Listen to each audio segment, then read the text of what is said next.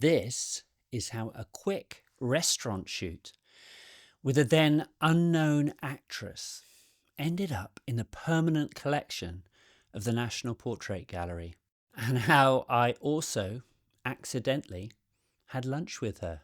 In 1997, it was all drudgery. It was nappies, deadlines, and trying to make it as a photographer, which is why it was so strange that someone suddenly gave me tickets to a play called Clocks and Whistles at the Bush Theatre in West London. We decided, me and Jane, to treat it as a novelty date night. On stage was this posh girl with incredible hair, absolutely magnetic. I can still picture her now, nearly 30 years later. I didn't catch her name, so I had no idea. I was actually booked to photograph her the next day.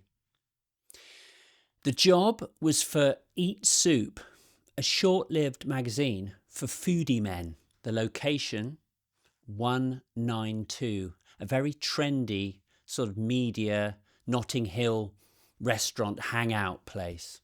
The plan, I'd shoot quickly, then the writer would get a long, indulgent lunch with the subject. I'd already done Michael Caine and Two Fat Ladies for the magazine, so I knew the drill.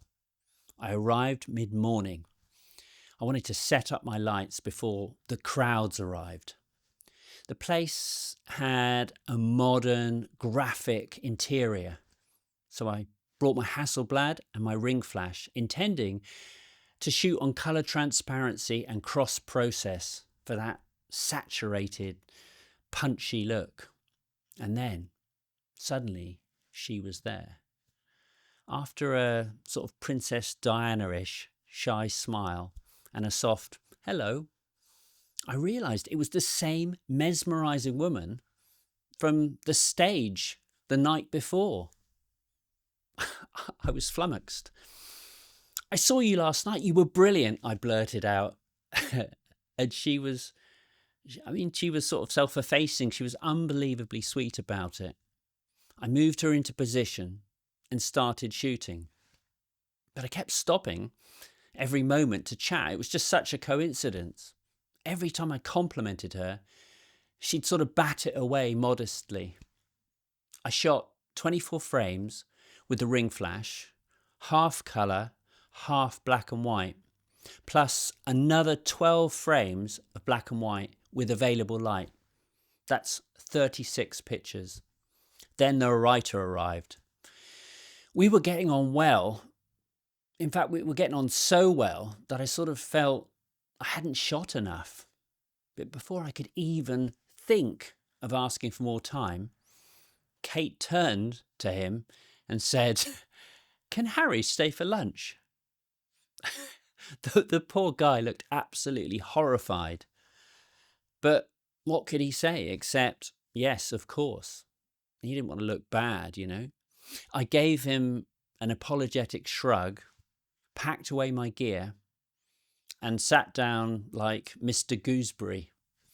I kept very quiet. I've done a lot of interviews. The last thing he'd want to hear is my voice all over his tape recording of the interview.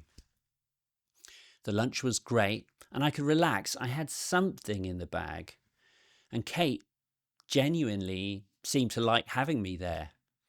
Then, during pudding, it happened. I saw another picture.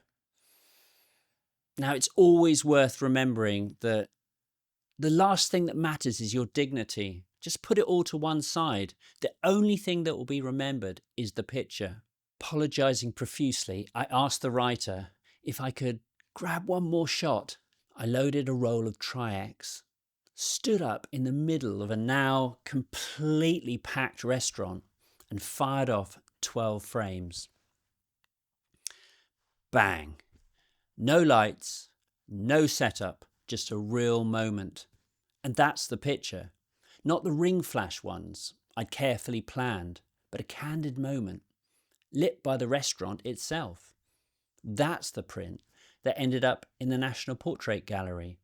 a record of the relationship I had with Kate on the day.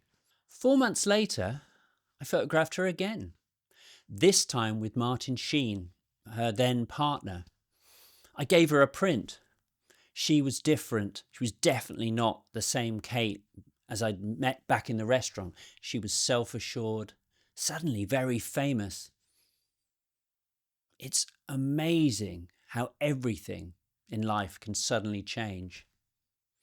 We've decided to make this image available as a limited edition print. Kate must have liked it because she agreed to let me include it in a book of portraits made in 2000, Star White. Both the print and the book are available in the shop. Thanks for watching.